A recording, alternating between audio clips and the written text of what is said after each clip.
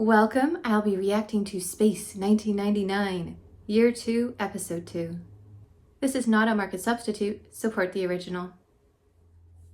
For the sixth consecutive day, we've been traveling in an area of deep space where the stars are so close that we're constantly bathed in a lovely blue light. Ooh. There are no patients in the medical section. But not for long. Looks like a swarm of space bees. Yeah, everyone with an atomic... As much as I dislike the skirts, I'm kind of here for the big, tall boots that they have as a result. They're pretty cute. I think I'm willing to forgive the skirts for the sake of the boots. 53 unknown objects. Dense, metallic, approximate length 10 feet. Insufficient data to compute intention. Oh, she has a uniform now. What in the world? Those are missiles. They're turning. Red alert. Oh no. At this closing speed, we'll never get them all. That's a lot. Who would send that many missiles, though? And why? They're locking into orbit around the moon, Commander. What? Anything on armament? We certainly can't leave 50 missiles hanging over our heads. No. I am proud of them, though, because they didn't just start shooting right away like they would have early on when the moon first got launched out into space. They've been out here long enough now that they're like, let's wait, ask a few questions, make sure that they're actually hostile, or they're actually after us. I'm glad they have Maya. If anyone could figure it out, she could. Wow. There's no uniform formation. They're in clusters. 2, 3, and 4. It's like a giant ladybug. This is so cleverly done. Rocket motor It really propulsion, feels like gas they're in ports. space. That means a guidance capacity. He's like, I need some tea. This is stressful. I want to be as far from command center as possible when we open this thing up. Bring Bob with you. Yeah. We haven't seen him in a while. I mean, in an actual scene, not just walking by in the back. Ooh, wow. I love it when we get to see new areas of Alpha. Stand by. Underground laboratory. We've safeguarded against the obvious dangers. Bacteria. Will it work? Fill it with nitrogen. Freeze that device. Oh.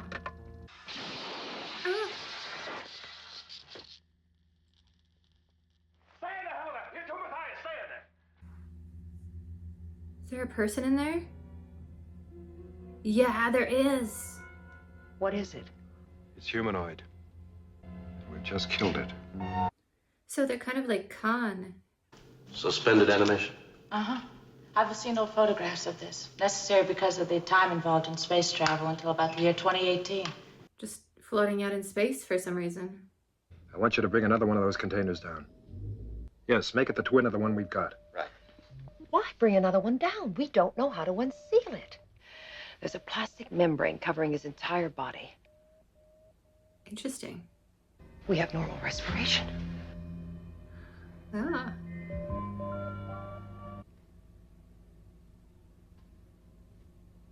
Oh, I like Bob's smile right there. If they're left in orbit, they'll shatter. Oh no. How do we open them without blowing them apart? You must heat the capsule from the outside. And it will just pop open? I mean, I guess that makes sense. Space is cold, so it wouldn't accidentally open. Those containers were floating in pairs. In pairs, threes or fours, family groups. You were invaded? No, we were cast out, exiled. It was an internal struggle. We were unarmed, helpless. The others were few in number, but ruthless. Do we trust them, though? I mean, 50 additional people. If they tried to take over Alpha, they might be able to. In 36 of your hours, gravity will shatter those containers. Can you stand by and let that happen? Can you, Commander?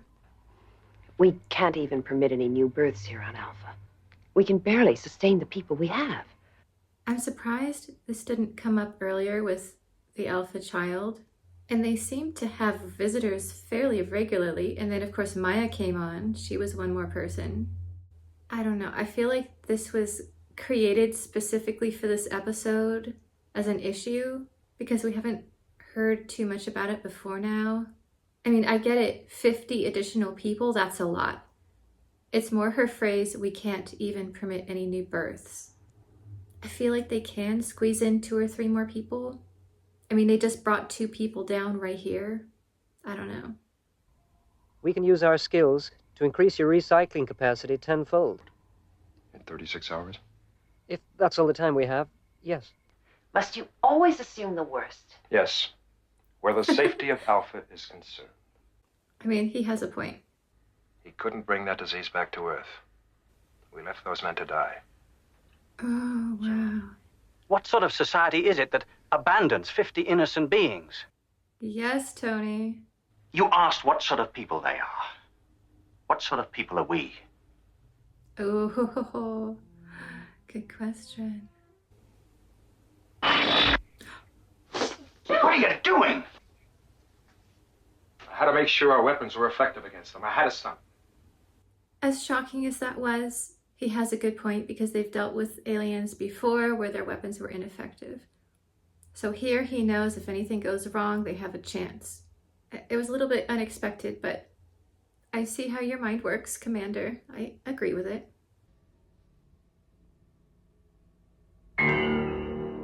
Oh no! They were shamming. No! Are you quite sure about Commander Koenig's sense of humor? Mm-hmm. Oh my goodness. What are these 2 doing? Well, of course I can tell. Maya can only hold that shape for 1 hour. All I have to do is sit back and wait.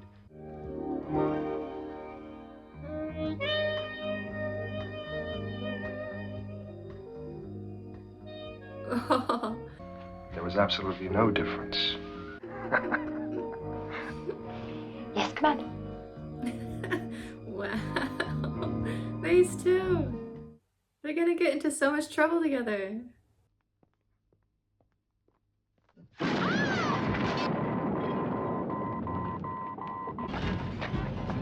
Ah. Ow. Can't shift it. Can she change shape and turn into like a bear and like lift it up? Yeah, there we go. Thank you, Maya. Very handy. It won't work this time. Yeah.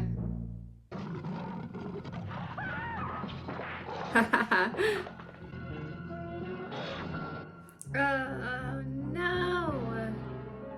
Tell him Cantor will destroy all life on Golos unless he comes. What a collar. Very Time Lord. I have come as you wished, Cantor. For Gallifrey. Now you come back with weapons and threats of destruction. Are these your allies? We're No. his prisoners.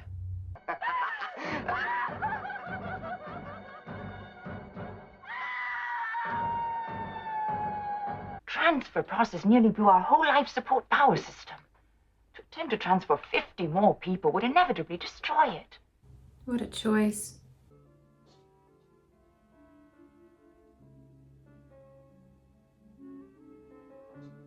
Are they gonna kick her out into space? Alan, stand by for depressurization. I mean, when a Mandalorian leaves their jetpack behind or takes it off, it's always for a very specific reason, like a duel or something. Bye.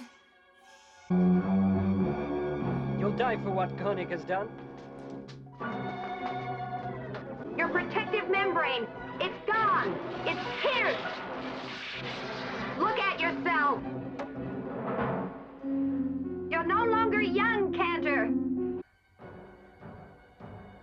Come on, Tony, do something. Haha, nicely done, Helena. On behalf of the millions on Golos, I thank you. wonder where they'll end up. That switch you pulled on the commander. Oh. First rule of any chain of command, don't embarrass the man in charge. Would you like to try? I'm waiting, Tony. Oh, Maya. What does it matter what I look like on the outside? It's still me inside. Uh-huh. Kiss me.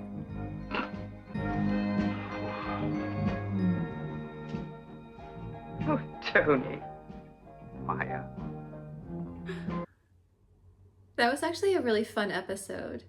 Although seeing Helena that much of a coquette was a little bit off-putting at first because it is a new side of her personality that we haven't seen before. The very playful and flirtatious side, but I could still see it. I mean, she still felt like Helena, just maybe after a glass of champagne or something. I think it was a deliberate choice to, I don't want to say energize, but just kind of put a little more spring in her step for season 2. And I don't mind it. I think it's kind of adorable. Maya definitely brings out the mischievousness in Helena, and I think vice versa. Like, those two as friends are a force to be reckoned with. And I feel like they're going all over Alpha playing practical jokes. And it is just so cute. I also like that she and Koenig are a lot more relaxed together. Season 1, they were kind of feeling out their new relationship. Obviously there was something there, but they weren't quite sure what yet. Season 2, it feels like they're a little bit more settled with each other. And it's kind of known that, yeah, they're basically together. Tony continues to impress me. He had a lot of really good points this episode. And obviously he was perfectly fine with standing up to the commander when he felt it was right. And also following orders and doing as he was told in emergency situations. And finding that balance when you're higher up in the command of pushing back when you think it's necessary, but also knowing when you need to just do your job, get it done, is pretty difficult. And I feel like he walked that tightrope really well. I hoped that the incoming aliens would be good. I really did. But no. The minute they had those cool outfits, I was like, ugh, they have to be evil now, don't they? It definitely reminded me of Khan and his group. It was interesting at the end when Helen was basically challenging him, pointing out how feeble he was becoming, kind of getting inside his head like that. And then the idea to rip open the protective covering, that little thin sheet of plastic against their skin, was really quite ingenious. They have at least one planet allied with them now, who's very, very grateful that they stopped the potential coup. I thought it was an enjoyable episode. Still love Maya so far. Still miss Victor.